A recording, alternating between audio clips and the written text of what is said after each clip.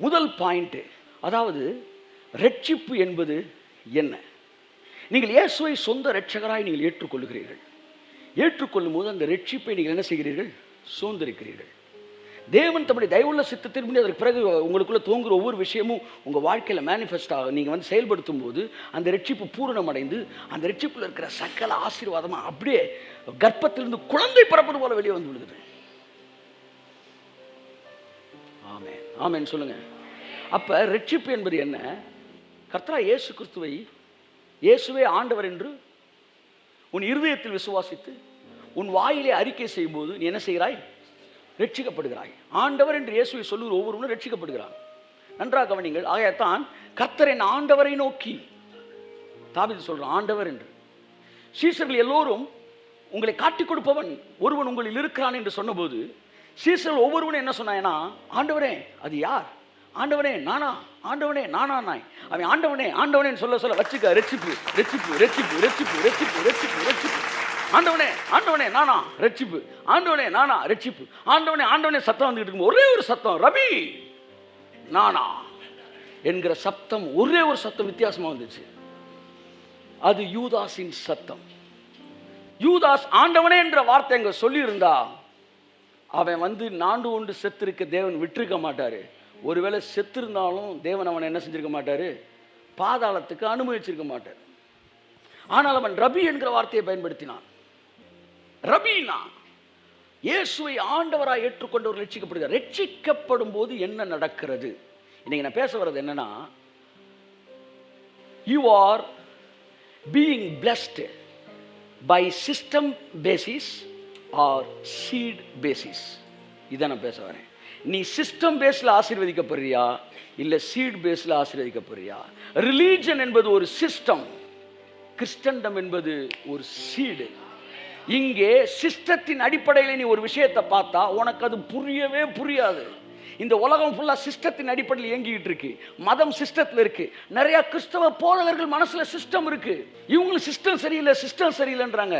அன்பு சகோதரனே, கிறிஸ்தவம் என்பது சிஸ்டத்தின் அடிப்படையில் அல்ல, அது சீடின் அடிப்படையில். அல்லேலூயா அல்லே அல்லே நந்தரின் தான் தந்திராயிரி நம் தரும் தான் தந்திராயிரி.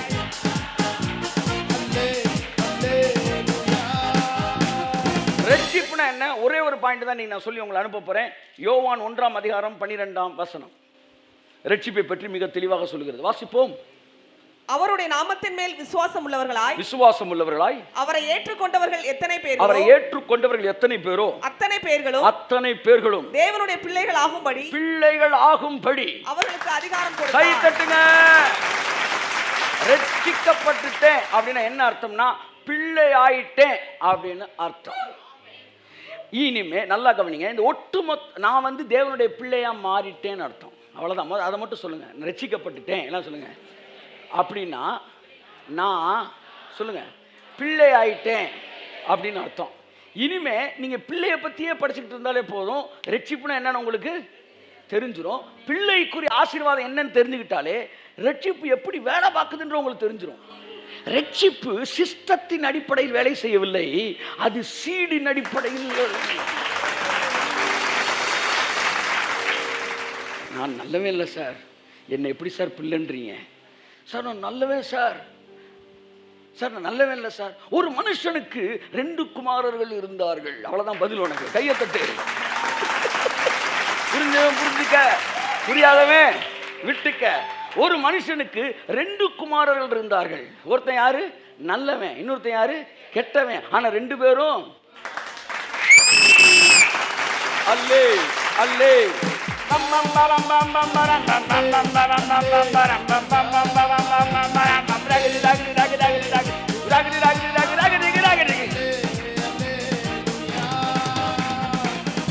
Sir, I am son of Jesus Christ, Heavenly Father. Okay, நீங்கள் பிள்ளை தான். முதல் பிள்ளை தான். அது மூத்த குமாரன் இளைய குமாரன்றது அப்புறம் பார்த்துக்கோங்க. முதல் நீங்கள் இப்போ பக்கத்தில் சப்புன்னு கொடுங்க. இப்படி செத்த பாப்பா மாதிரி உட்காந்துருக்காத. நீ பிள்ளை தான், நீ பிள்ளை தான். மூத்த பிள்ளை இளைய பிள்ளைன்றது அப்புறம் பார்த்துக்கோ. ஆனால் ஒன்று, நீ ஆமேன்னு சொல்லுங்க. அப்ப இயேசு சொந்த ரட்சகரை ஏற்றுக்கொண்ட உடனே முதலாவது ரட்சிப்பு அவனுக்கு தரதுன்னா, நீ ஏன் பிள்ளை, நெத்தியில் அடிச்சாரு ரப்பர் ஸ்டாம்ப், ஆமே நீ அவர் பிள்ளை, அவ்வளவுதான் அவ்வளவுதான் அவ்வளவுதான். நான் அண்ணன் நல்லவர், தம்பி வந்து கொஞ்சம் ரொம்ப செலவழிக்கிறவர் அப்படின்னா அதுக்காண்டி அண்ணனுக்கு 8 கோடி தம்பிக்கு 2 கோடி கொடுக்க மாட்டேன்றார். அவர் பிள்ளை அந்த பேஸ்லாம் வராரு, சிஸ்டம் பேஸ்ல வரல. ஆனா உலகம் உங்களை ஆசீர்வதிக்கிறதுக்கு சிஸ்டத்தை கேட்குது. நீ எழுந்தாயா, வேதத்தை வாசித்தாயா, முழங்காலில் நின்றாயா, யுத்த ஜெபத்தில் இருந்தாயா, கத்தின ஜெபத்தில் இருந்தாயா, கண்ணீர் விட்டாயா, கதறினாயா, மிஷினரிகளுக்காய் ஜெபித்தாயா, புலம்பினாயா, அழுதாயா, பரிசுத்தமாய் வாழ்ந்தாயா. System system system system. ஆனா அவர் சிஸ்டத்தின் அடிப்படையில் வரல. சிஸ்டம் என்பது அடிமைகளுக்கானது, சீடு என்பது பிள்ளைகளுக்கானது. இந்த ஒட்டுமொத்த புத்தகமும் ஒரே ஒரு வார்த்தையை சுற்றி சுற்றி சுழலுகிறது என்றால் அந்த வார்த்தை வித்து என்கிற வார்த்தையின் அடிப்படையில் தான் இந்த புத்தகமே சுழலுகிறது. கையை தட்டி ஒருவருக்கு நன்றி சொல்லுவோம். ஆதியாகமம் 3ஆம் அதிகாரத்தில் துவங்கின அந்த வார்த்தை ஸ்திரீயின் வித்து, உன் வித்துக்கும் அவள் வித்துக்கும் பகை உண்டாக்குவேன், அவர் உன் தலையை நசுக்குவார், நீ அவர் குதிங்காலை நசுக்குவாய். என் அன்புக்குரியவர்களே, வித்து என்பதில் தான் வெற்றி இருக்கிறது. எல்லாம் சொல்லுங்க, வெற்றி எங்கே இருக்கிறது? வித்தில் இருக்கிறது. சாத்தானின் தலை எங்கே நசுக்கப்படுகிறது? நான் ஒரு பரிசுத்தவான் என்கிற போது அவன் தலை நசுக்கப்படவில்லை, நான் அவருடைய வித்து என்று சொல்லும் போது அவன் தலை நசுக்கப்படுகிறது. கையை தட்டலாம். இந்த கிறிஸ்தவம் சாத்தானின் தலையை நசுக்குவதற்கு பரிசுத்தத்தையும் நீதியையும் ஒழுக்கத்தையும் வந்து என்ன சொல்றாங்க, வந்து சிஸ்டத்தையும் சொல்லி கொடுத்துச்சு. ஆனா சாத்தானின் தலை நசுக்கப்படுவது சிஸ்டத்தின் அடிப்படையில் அல்ல. நீ சீடுன்னு சொல்லும் போதே அவன் தலை நசுங்குதாங்க. என்ன சொல்ல, நான் அவர் சீடு, நான் அவரோட பிள்ளை, நான் அவரோட பிள்ளை, அதனால சகலவித ஆசீர்வாதங்களுக்கு நான் ஏற்கனவே பங்குதாரராய்த்தான் இருக்கிறேன். ஏற்கனவே அந்த ஆசீர்வாதங்களுக்கு நான் பாத்திரனாக இருக்கிறேன். ஏனென்றால் நான் பிள்ளை ஆகும்படி அவர் அனுமதி கொடுக்கவில்லை, அவர் அதிகாரம் கொடுத்தார்.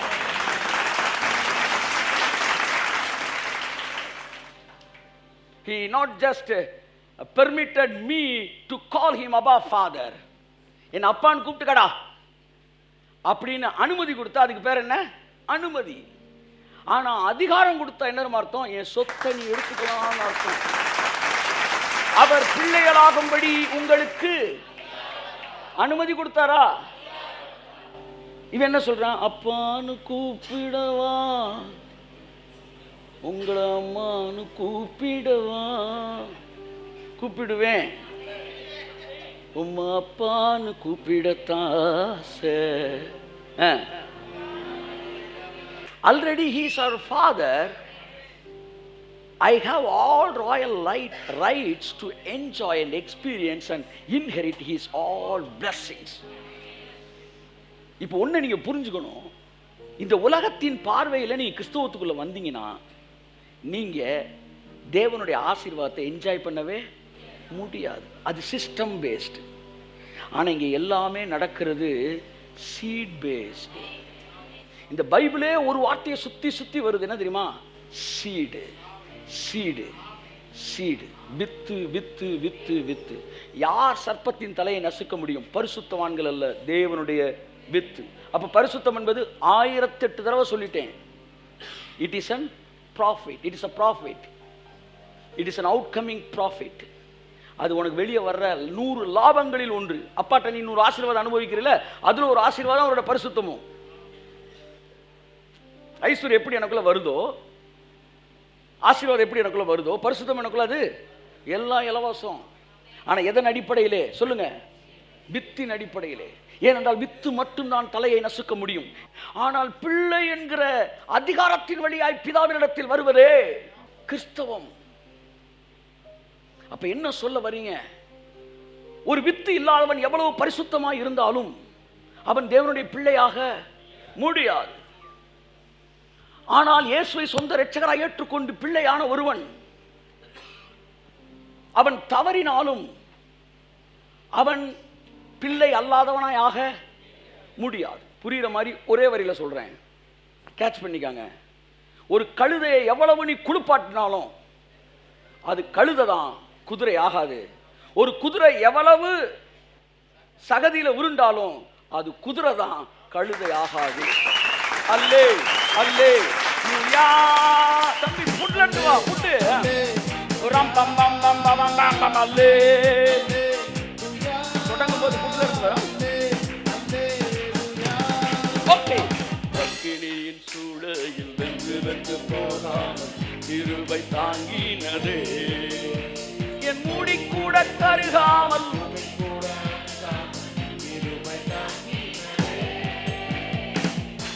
ஒரு குதிரை வந்து யாரோ ஒருத்தர் கதை சொன்னாங்க, ஒரு நாய்க்குட்டி ஒரு ஆட்டுக்குட்டி பன்னிக்குட்டியாகுது, அப்புறம் ஆட்டுக்குட்டியாகுது.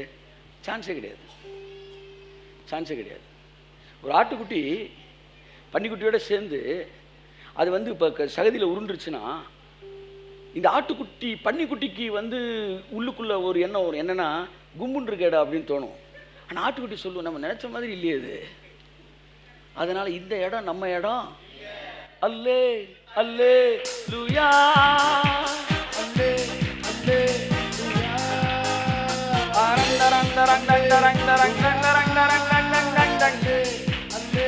லூயா.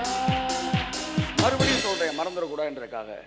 ஒரு கோழி குஞ்சு, ஒரு 10 கோழி முட்டை எடுத்துட்டு ஒரு கழுகு முட்டையை எடுத்து என்ன செஞ்சாங்களாம், கோழி முட்டையோட சேர்ந்து அடகாக்க வச்சிட்டாங்களாம். அந்த கோழி அடகாத்து அந்த ஹீட்டில் எல்லா குஞ்சும் பொரிச்சிருச்சு. கோழி குஞ்சு 8 கோழி குஞ்சு, 9 கோழி குஞ்சு, 10வது என்னது, கழுகு குஞ்சு. ஆனால் அந்த கழுகு குஞ்சுக்கு தெரியல நம்ம ஒரு கழுகு குஞ்சுன்னு. அதனால் கோழி குஞ்சோட சேர்ந்துட்டு அது சினிமா பார்க்குது. டங் டங் டங் டங் டங். அடுத்த பிள்ளையில ஈவ் டீசிங் பண்ணுது, ஆள் கும்மு இருக்குறியாமா, அல்லே அதையும் கூட சுற்றிக்கிட்டு இருக்கு. ஆனால் அதெல்லாம் கோழி குஞ்சு. ஆனால் இது அந்த கழுகு குஞ்சுக்கு தெரியல. ஆனால் ஒன்று தெரிஞ்சுக்காங்க, இதுக்கு தெரியலன்றனால கழுகு குஞ்சு கோழி குஞ்சா மாறிட முடியாது. கோழி கோழி தான், கழுகு. ஆமாம், உங்கள் ஃப்ரெண்டு எத்தனை கோழி குஞ்சு இருந்தாங்க, அம்புட்டையும் கழட்டி விட்டீங்க உட்காந்துருக்கீங்கன்னா அப்போ நீ கழுகு குஞ்சு தானே.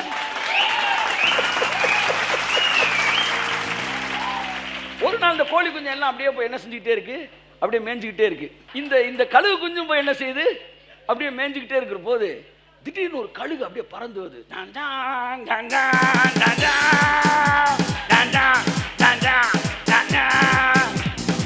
ஒன்று இந்த கோழி குஞ்செல்லாம் பார்த்து சூசைட் கிட்ட ஓடிடு சூசைட் ஓடிடுன்னு இந்த கோழி குஞ்செல்லாம் கழுகை பார்த்து ஓடுது. அந்த கழுகு குஞ்சு மட்டும் அப்படி நிமிர்ந்து பார்த்துட்டு, நான் ஏன் இதை மாதிரி பறக்க முடியாது, ஏன் நானும் கூட இது போல பறக்க முடியாதா அப்படின்னு ஒரு எண்ணம் இந்த கழுகு குஞ்சுக்கு மட்டும் வந்துச்சு. அன்னையிலேருந்து அது பறக்க ஆரம்பிச்சிச்சு, விழுந்துச்சு, பறக்க ஆரம்பிச்சிச்சு. அதை பறக்க வச்சது எது, அதுக்குள்ள இருந்த வித்து. 1000 தடவை விழுந்தாலும் நீ மறுபடி எந்திரிக்கிற பத்தியா, காரணம் உனக்குள் இருப்பது தேவனுடைய வித்து.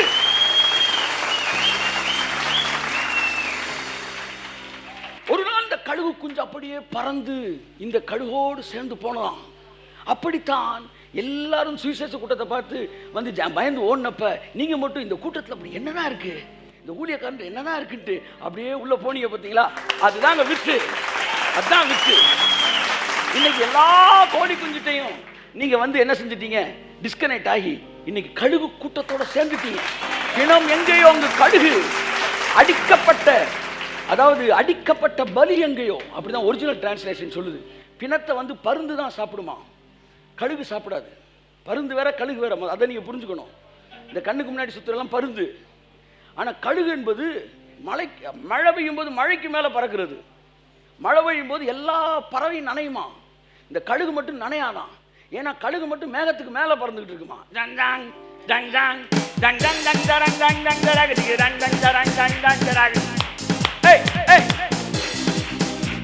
எல்லா பறவையும் பாருங்க பறக்கும்போது எப்படி பறக்குதுங்க.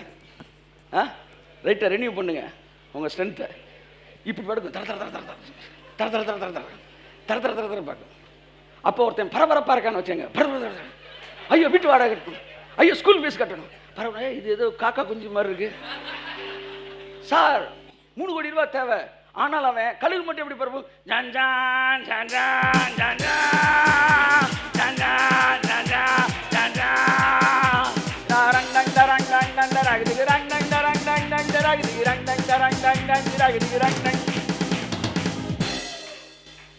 எல்லாமே ரெக்கையை அடிக்குது, கழுகு மட்டும் அடிக்க மாட்டேங்குது. அந்த காத்தையே செட்டையா மாத்துது. நான் படித்தேன், ஒரு கழுகு, நீங்க நம்ப மாட்டீங்க, ஒரே ஒரு முறை அந்த செட்டைய அப்படி அடிச்சிச்சுன்னா 12 மீட்டர் நீளம்ல கழுகுலாம் இருக்கான். சிறகு மட்டும் 12 மீட்டர் இருக்குமா. அப்படி அடிச்சுட்டு 400 கிலோமீட்டர் போயிட்டு இருக்குமா.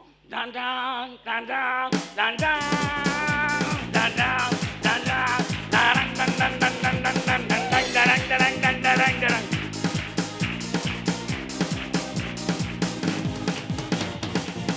என்னை காய்ச்சி கழுகு ஏங்க பதறி பார்த்துருக்கீங்களாங்க? கும்முன்னு இருக்கும். அப்படி இறங்கும்போது ஃப்ளைட் இறங்குற மாதிரி தான் இறங்கும். அப்படி இறங்கி அன்றைக்கி ஒரு சின்ன பிள்ளையவே என்ன செய்யுது, அன்றைக்கி ஒரு வீடியோ அனுப்பிச்சுனேன், கப்புன்னு தூக்கிட்டு அந்த தரையிலேருந்து எந்திரிக்கப்பட்டு தான் சக் சக் அப்படின்னு அடிச்சு அப்படி மேலே போகுது.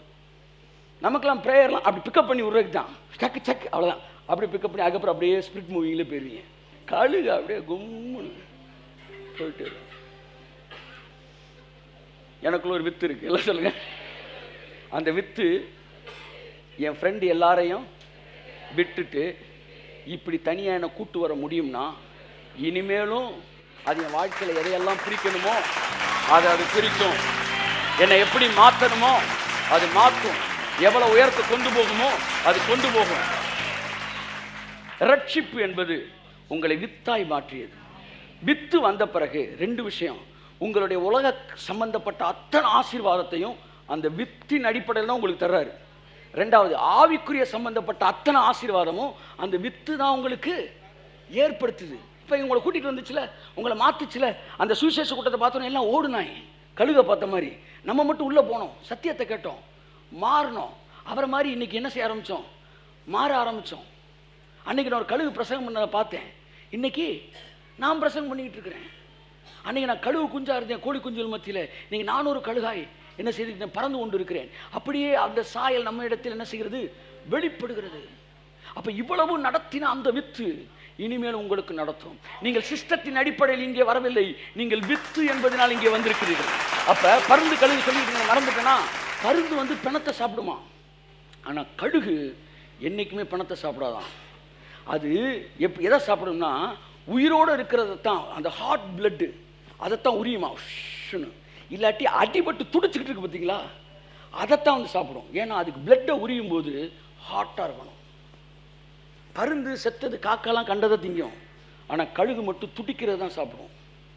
அது இயேசு சொன்னார், பிணம் எங்கேயோ, அந்த இடத்துல பிணம் வார்த்தை வரல, துடித்து கொண்டிருக்கும் பலி எங்கேயோ, அடிக்கப்பட்ட ஆட்டுக்குட்டி எங்கேயோ, சிலுவையில் அறையப்பட்ட இயேசுவை பிரசங்கிக்கிற இடம் எங்கேயோ, அங்கே கழுகுகள். பிணம் எங்கேயோ அங்கே கழுகுகள் கூடும்.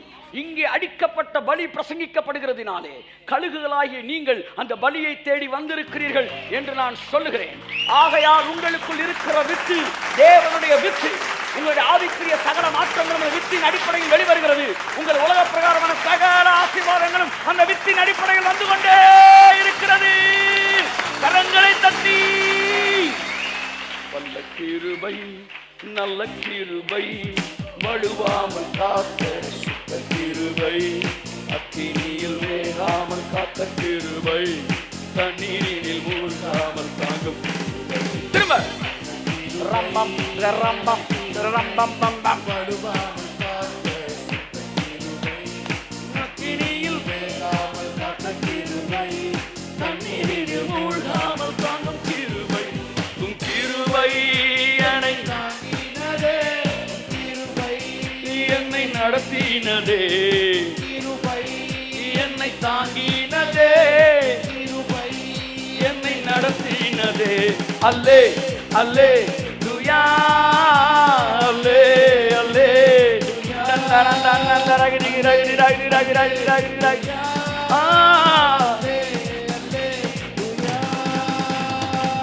மேக்கு வேற உங்க சீடு வேற. அதனால உங்களை தூக்கி இந்த உலகத்தில் இருக்கிற பாவத்துக்குள்ள போட்டாலும் அக்கினியின் சூளையில் வெந்து வெந்து கிருபை. அடுத்து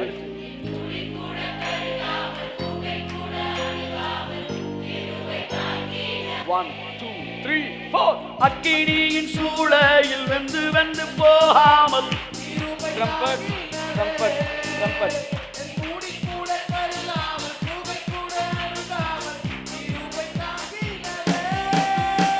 அல்லே அல்லே எல்லோரும் பாடுவோம்.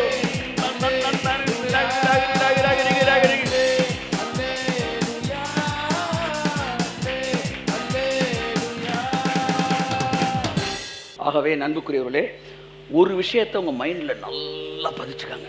இங்கே தான் நீங்க உலகத்திலிருந்து மாறுபடுறீங்க. என்ன தெரியுமா? நான் வித்து என்பதினால் ஆசீர்வதிக்கப்படுகிறேன். நான் வித்து என்பதினால் மாறிக்கொண்டிருக்கிறேன். மற்றபடி சிஸ்டத்தின் அடிப்படையில் அல்ல. சிஸ்டம் என்பது ரிலீஜியஸ் வேர்டு. அதன்படி என்ன செய்யாதீங்க, உங்க வாழ்க்கையை நீங்க பார்க்காதீங்க. அப்ப என்ன செய்யணும்? ஒரே ஒரு விஷயம் சொல்லவா? உங்களை உலகம் என்ன சொல்லும்னா, நீங்க நீதிமான் இல்லைன்னு சொல்லும். இல்லை நீங்க சிஸ்டத்தின் அடிப்படையில் இல்லை, வித்தின் அடிப்படையில் நீங்க, அப்போ உங்களை துன்மார்க்கன்னு சொல்லும்.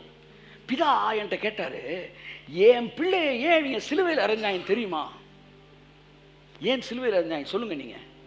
ஏன்னா யூத ரபிக்களுடைய சிஸ்டத்தோட அளவுக்கு இயேசுவோட வாழ்க்கை இல்லை. அவன் ஒரு சிஸ்டம் வச்சிருந்தான். நம்ப முடியுதா உங்களால? அந்த சிஸ்டத்தின் அடிப்படையில் ஓய்வு நாளில் வேலை செய்யக்கூடாது, ஆனால் அவர் செஞ்சாரு. சிஸ்டத்தின் அடிப்படையில் ஆலயத்தில் இதை செய்யக்கூடாது, ஆனால் அதை செஞ்சாரு. அப்ப அவனோட சிஸ்டத்தில் இயேசு ஒரு துன்மார்க்கன், இயேசு ஒரு பாவி, இயேசு ஒரு நியாயப்பிரமாணத்தை மீறினவர். அதனால் இயேசு சிலுவையில் அறையப்பட்டார். ஆகவே யூத ரபிக்கள் மத்தியிலே இயேசு யாருன்னா ஒரு பாவி, பாவிகளின் சிநேகிதர். அப்ப இயேசுவின் வழியில வந்த நீங்களும் அந்த சிஸ்டத்துல இருந்து பார்த்தா உங்களை பாவினவன் சொல்லணும். சொன்னா நீங்க அவருடைய வித்து. ஏனென்றால் நீங்கள் சிஸ்டத்தின் அடிப்படையில் அல்ல, சீடின் அடிப்படையில் ஆசீர்வதிக்கப்படுகிறீர்கள். ஸோ டைட்டில் என்ன? Not in system basis but in seed basis I am being blessed. எத்தனை பேருக்கு ஆசீர்வாதமாக இருந்தது? ஒவ்வொரு நிமிஷமும் சொல்லுங்க, நாம் பிள்ளை, நாம் பிள்ளை, அவ்வளோதான் பிள்ளை. 2000 வருஷத்துக்கு முன்னாடி நடந்ததின் அடிப்படையில் இப்போ நான் ஆசீர்வதிக்கப்படுறேன். எல்லாம் சொல்லுங்க. நேற்று நடந்ததின் அடிப்படையில் நான் ஆசீர்வதிக்கப்படலை. முந்தா நேற்று நடந்ததின் அடிப்படையில் நான் ஆசீர்வதிக்கப்படலை. 2000 வருஷத்துக்கு முன்னாடி எது நடந்துச்சோ அதன் அடிப்படையில் இப்போ நான் ஆசீர்வதிக்கப்பட்டுக்கிட்டு இருக்கிறேன்.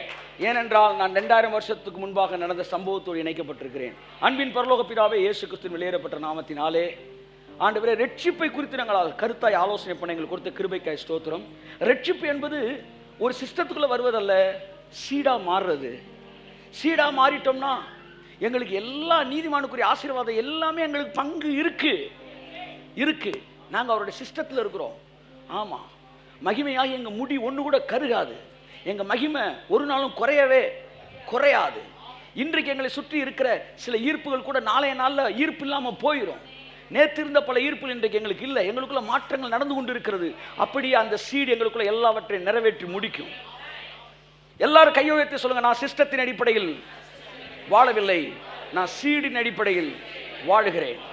நான் மறுபடியும் சொல்லுகிறேன், நான் சிஸ்டத்தின் அடிப்படையில் வாழவில்லை, நான் வித்தின் அடிப்படையிலே ஆசீர்வதிக்கப்பட்டு கொண்டிருக்கிறேன். இயேசு கிறிஸ்துவின் நாமத்தில் எல்லாரையும் ஆசீர்வதித்து உம்முடைய வித்துகளாகியவர்களை இந்த பூமிக்குள்ளே நான் அனுப்புகிறேன். ஜீவனுள்ள நல்ல பிதாவே, ஆமேன், ஆமேன், ஆமேன். ஹல்லேலூயா.